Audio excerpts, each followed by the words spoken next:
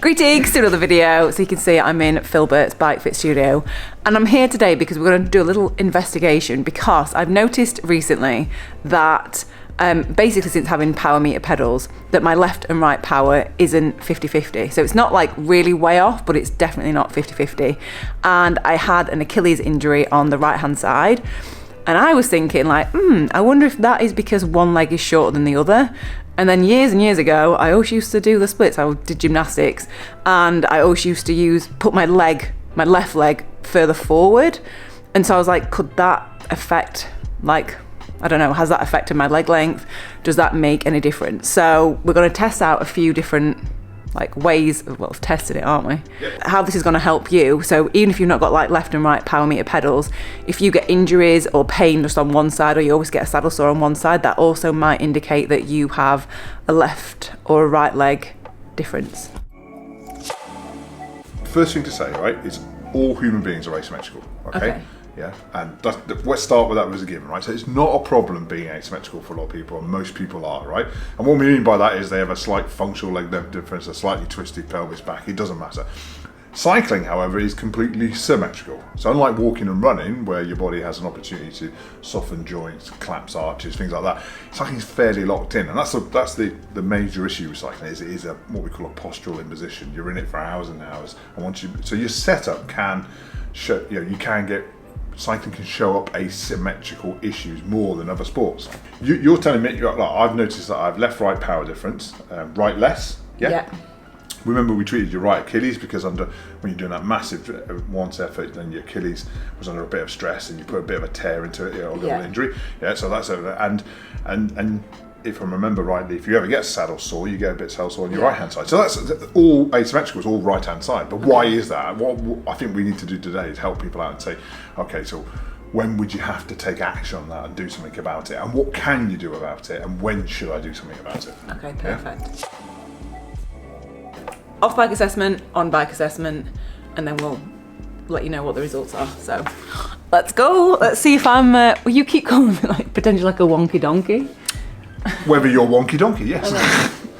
As a father of young children, and other people out there will know that song. So what we do here is we pull your legs down and clear them like this, and we look at the medial malleolus, which is the knobbly bit on the inside of your ankle, and we compare them, we put them together, and it looks like where we are here, and we'll take a shot in a minute to show your viewers that your left leg looks ever so slightly longer. But what we're going to do is just see if that's coming from the pelvis. So bend your knees up, squeeze your bum and lift it right off the bed, Kay, and then put it back down. And as you do that, you pull the legs out and you look, and you still look, this leg still looks longer than this one. No. Take it from me, remember I told you I've done 50 CT scans, computerized tomography x-rays on cyclists over 10 years. I only ever actually found one actual bony leg length difference. So actual bony leg length difference isn't as common and it's very hard to detect, all right? So I wouldn't want people to worry about it, but all human beings are slightly asymmetrical. So do you think that is because of my pelvis? I think in my experience, right, 70 to 80% of leg length differences come from the pelvis. And From doing the splits over years, which is fine, because your left hand side of your pelvis is working different to your right. 100% agree, because your what we call your ASIS, which is this bony bit here, one's rotated backwards, this one's rotated a bit further down, so like that. Now that could be the reason why your leg looks different. If you work, say, on a conveyor belt line, and all you do all day long is take one thing from here to here, that will make one side of your back muscle just shorter and a bit. I mean, you often see this, So we're normally, our asymmetries are normally our response to something we've inputted in our life. Okay. That's it. You're going to make. Is that what? That's cheating. Come on, just put down all. This is higher. This is lower. Stick me up. Oh, sorry. That sounds good. I meant with the stickers. Beg your pardon, young lady. There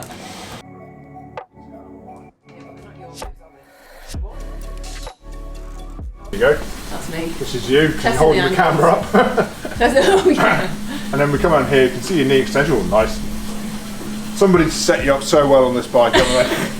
There's your knee extension. So what you're going to do now is put the camera down, just ride normally, yeah? Yeah. And we're going to capture this data left and right, and then we'll come back to it, okay? Okay. All right? Okay, so this is your left-hand side, and this is your right-hand side, okay? And this is all the individual joint data. So does the data correlate and back that up? Well, this is your knee extension on the right hand side, and this is your knee extension on the left hand side. So what that's saying is the right knee is extending further than the left knee, right? Second thing here, if you come zoom in here, this is how much your left ankle does, how much the right ankle does, and they're doing ever so slightly different things. So functional leg length differences, some people absorb them by changing the way the knee moves, some people do it with different ankling, some people will just sit over to one side of the bike. So your right hip is doing more than your left hip. So that often correlates more with somebody who's trying to reach the pedal, the hip will drop a little bit more, move. This is all really subtle, and I wouldn't change anything about it if you didn't have any problems, right? Because people could have this and be absolutely fine. This is how much knee travel tilt you have on the left and right. It doesn't get better than that. It's perfect. You know, very little tilt, very little movement. It's like a machine. The right hand side is doing quite a lot. So what we're saying there is your right knee is moving in and out quite a bit, and that's often correlates with something being either too low or too high. So I think you have got quite a lot. Looking at the data today, and this is completely new and fresh, we haven't made it up. That to me, as an expert in bike fit, correlates with somebody who has a functional leg length difference, right? So I think my threshold has been crossed for making an intervention, therefore, because my first thing is I don't want to do you any harm, but we've never really got down to the bottom of why you got a right Achilles injury. But if you show me all this, put you out on the effort you did that day, tired of fatigue, that makes sense to me. So one last thing we should do is maybe just grab some saddle pressure and see whether that correlates with this. But often you can get into a lot of problems trying to make yourself completely symmetrical when your body doesn't want to be. Does that make sense? Yeah. So by making yourself symmetrical, you can actually make yourself worse at cycling, because sometimes you prefer one leg. So you will sit over to one side and produce more power with one leg because you're literally that leg dominant, and that's why that bigger difference. It's not. This is all subtle, but you spiked my interest because of the Achilles, and we have an interest in maybe just protecting that. So this isn't. I don't think this is going to bother you in shorter cycling ever. 4 or 5 hours into a quite hard cycle, your right leg might need a bit of help just reaching the pedal. That's my rationale with that, right? When we go left and right, you can definitely see this one really well has that you hardly ever come over to the left massively. So your centre of pressure, there is some pressure out there, is generally on this side. What I think you're doing is you sit off to the right to make your right leg reach the pedal. What we're going to do now is we're going to put the build up on the shoe, and we're going to put you back on the bike, and just see if the numbers change. They don't always. See how you feel, and then you're going to go and ride it for 2-3 weeks and see how you feel. Right, so this is what we're using. Because I use SPDs, so it's from the brand Form Bike Products. So this is what we're going to be using on the bottom of my cleat, and if this little thing evens up, I actually just want it to give me extra power. That's all I want it for. That is all I want this for. Free power. Extra power, free power, but we'll see.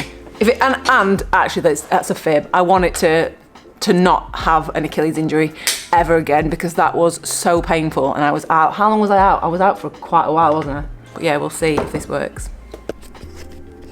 Right, so my cleat is fitted.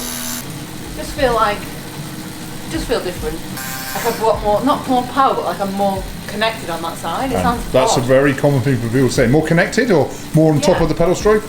Yeah, more on top of it, whereas before it felt more like it wasn't doing as much work, if that makes sense. Yeah. So we're going to look at the data now, and then we're also going to do saddle pressure map afterwards and see if that makes any difference. But I do feel more like the left one. You feel more even? Feel more even, yeah. Right, should we show you the numbers? Right hand side before, right hand side with build up, Now, we never fit to numbers in terms of making everything go green, but look at all the green in the new intervention side compared to the old one, First and most important number in any bike fit, maximum knee extension. Your knee isn't extending as far, so you are reacting to the build-up. Some people, you could put 10 mil in there and they still pedal the same way. So you're responding, right, which is really positive. So small changes can make big differences to your cycling in the immediate aftermath, This is positive. So your ankle's coming to the normal range, It's doing a little bit less. Knees extending less further. Remember we said we're thinking that the right leg is the shorter functional legs, it has to reach further, and you were doing that through the knee and ankle. We come down here, further down here, this is really quite, I didn't expect to see this. This is the big one. So knee travel tilt and lateral travel, your knee's moving 10 mil less in and out per paddle stroke, and you can see these numbers green and yellow, they're coming to where what we normally expect. So in other words, I think the build-up has meant that your knee's not having to reach, your legs not having to extend a bit further than it wants to right at the bottom. So it's diving in and back out is often what we see, and not as far up at the top. So this is all really positive. So here we are earlier today, yeah? That's your saddle pressure map, sitting off to the right-hand side, yeah? And then when we look at it from the back, very much over to the right-hand side, yeah? When we look at this now, you can see red line, so the red line regression, much more even. We're picking up a bit of pressure on the left, bit on the right, but instead of being that one to one side, yeah? So regardless of what all the numbers said, like for the short time that I was riding, it felt a lot more like even.